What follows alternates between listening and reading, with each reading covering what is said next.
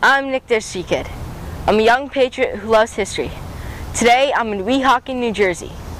If I was standing here at 3 p.m. on May 6, 1937, I would have been looking at the sky over Manhattan along with everyone else.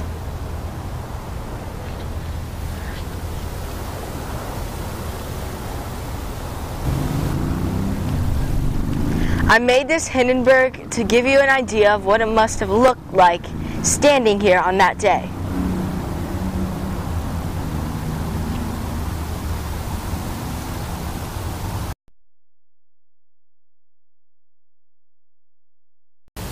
The passengers of the Hindenburg got a special treat of seeing New York City because they were ahead of schedule.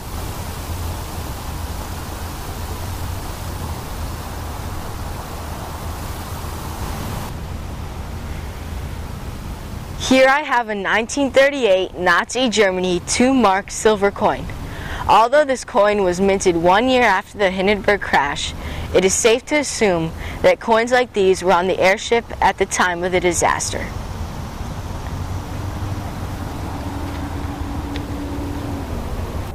One side has the Nazi swastika,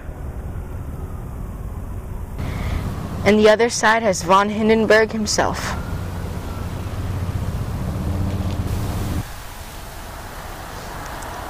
This is what the Hindenburg looked like as it flew over Seaside Heights to Asbury Park before turning inland for its date with destiny.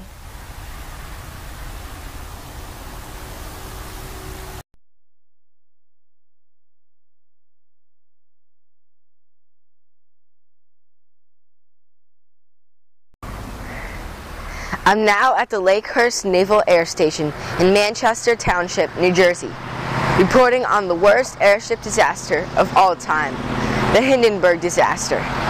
Even Adolf Hitler was aware about what happened here on May 6, 1937.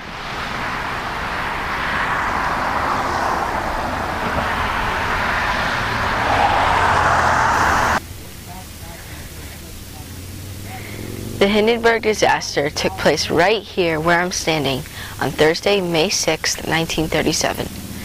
The German passenger airship LZ-129 Hindenburg caught fire and was destroyed during its attempt to dock with its mooring mast here at the Lakehurst Naval Air Station.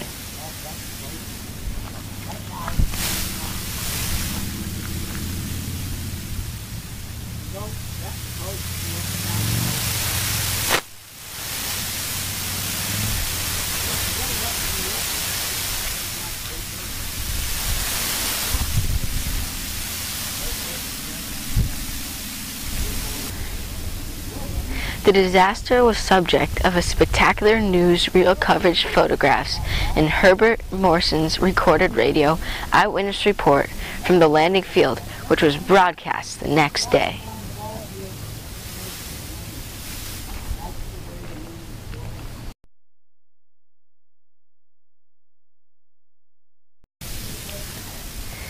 After opening its 1937 season by completing a single round-trip passage to Rio de Janeiro, in late March, the Hindenburg departed from Frankfurt on the evening of May 3rd on the first of 10 round trips between Europe and the United States that was scheduled for its second year of commercial service.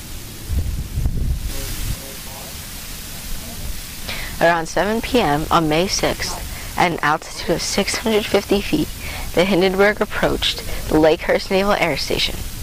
This was to be a high landing known as a flying moor because the airship would drop landing ropes and mooring cables at the high altitude and then be winched down the mooring mast.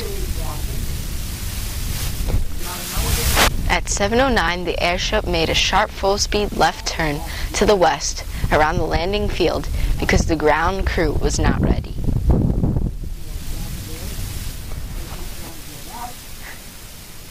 At 7:17 p.m., the wind shifted directions to the southwest. Captain Pruss was forced to make a second sweeping sharp turn, this time towards the starboard.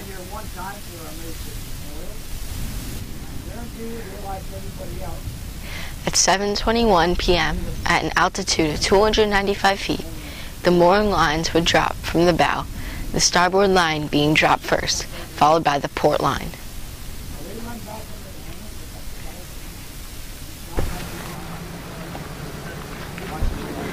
At 7:25 p.m., a few witnesses saw the fabric ahead of the upper fin flutter as if gas was leaking. Witnesses also reported seeing blue discharges, possibly static electricity, moments before the fire on top and in the back of the ship, near the point where the flames first appeared. Want Don Adams' picture?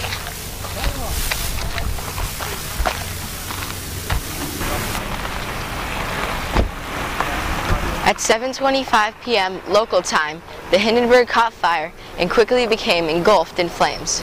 Although there were 5 newsreel cameras and at least 1 spectator known to be filming the landing, no camera was rolling when the fire started.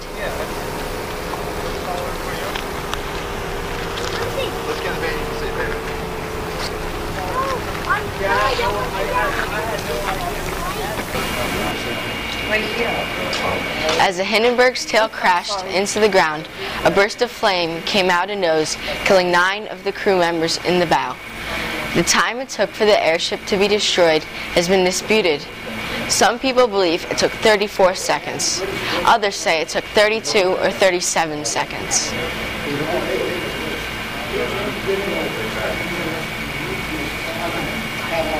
Rain had slacked up a little bit. The back motors of the ship are just holding it just enough to keep it from... It burst into flames. Get it started, get it started. It's fighting and it's crashing. It's crashing terrible. Oh my, get out of the way, please. It's burning, bursting into flames and it's falling on the mooring mast and all the folks between us. This is terrible. This is one of the worst catastrophes in the world. Oh, it's like 20... 400 or 500 feet into the sky, and it's a terrific crash, ladies and gentlemen. The smoke and the flames now, and the flame is crashing to the ground, not quite to the mooring mast. Oh, the humanity and all the passengers speeding around here. I told you, I can't even talk to people and friends around there. Oh.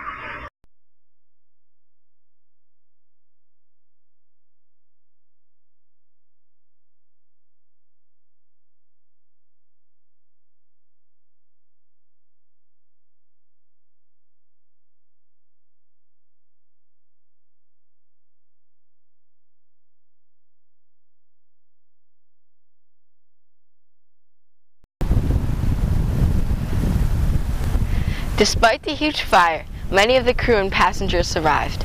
Of the 36 passengers and 61 crew members, 13 passengers and 22 crew members died. Also killed was 1 member of the ground crew, civilian linesman.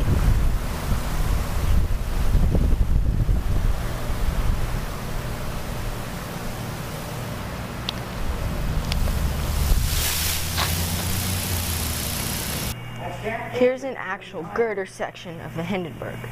1919 comes along, World War I's over, the Army actually no longer wants the base. You don't have any use for it.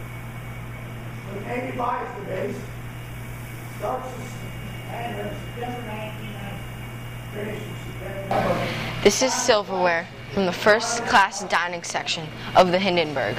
when you're doing a high-speed run, you're going to be a high-speed run. And almost all the U.S. Navy people who were boarded on time. They are the passes. Thank you. Actually, some of the brigades.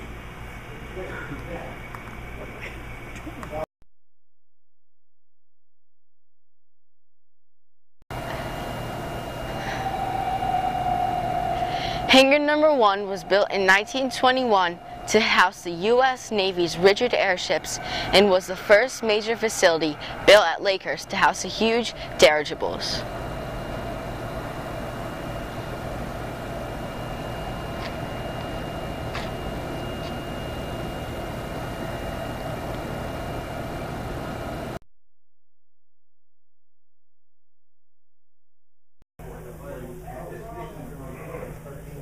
People argue that the fire was started by the electrical spark caused by a buildup of static electricity on the airship. They say the spark ignited hydrogen on the outer skin.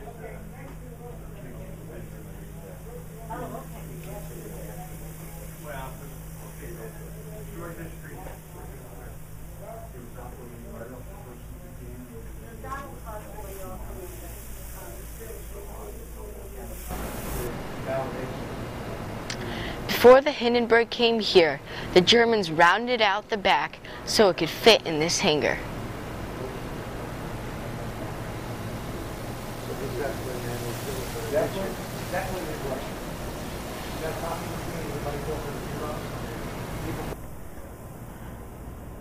Again, being Nick this kid has perks, like being able to come up on the catwalk of historic hangar number 1.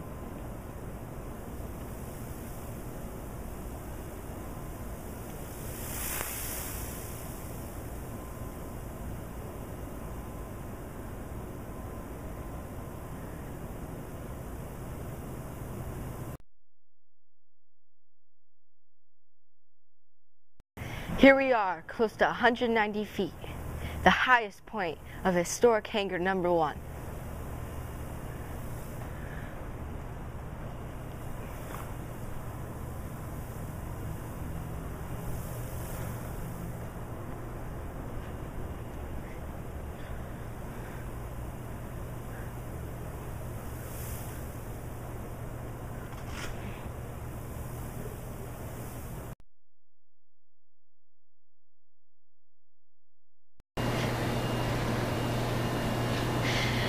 This is the control car mock-up built for and used in the 1975 movie Hindenburg, and I was given special permission to come inside and give you an up-close and personal tour.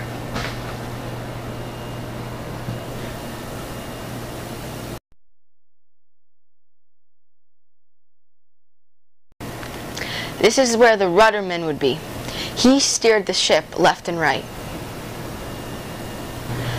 This is the engine telegraph. This was used to communicate with the engine room to pick up speed, slow down. This is where the elevator man would be. He controlled the pitch of the ship and the altitude.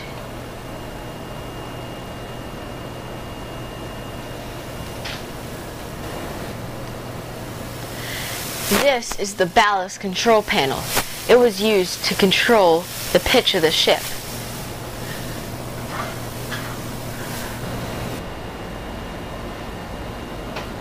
This is the navigation room of the Hindenburg.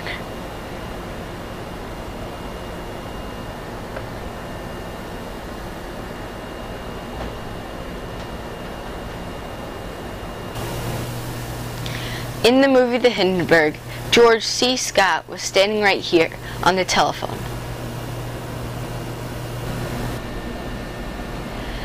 This is the rear of the control car. Reporting and crew transition took place here.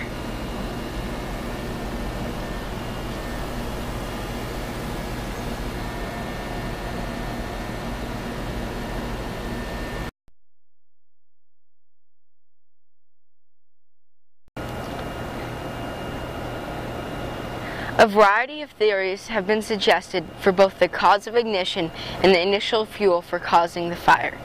The event destroyed public confidence in the giant passenger carrying rigid airship and marked the end of the airship era. Until next time, I'm Nick this Kid, and remember my state slogan, New Jersey, from the Revolutionary War to the Jersey Shore, both history and fun awaits you.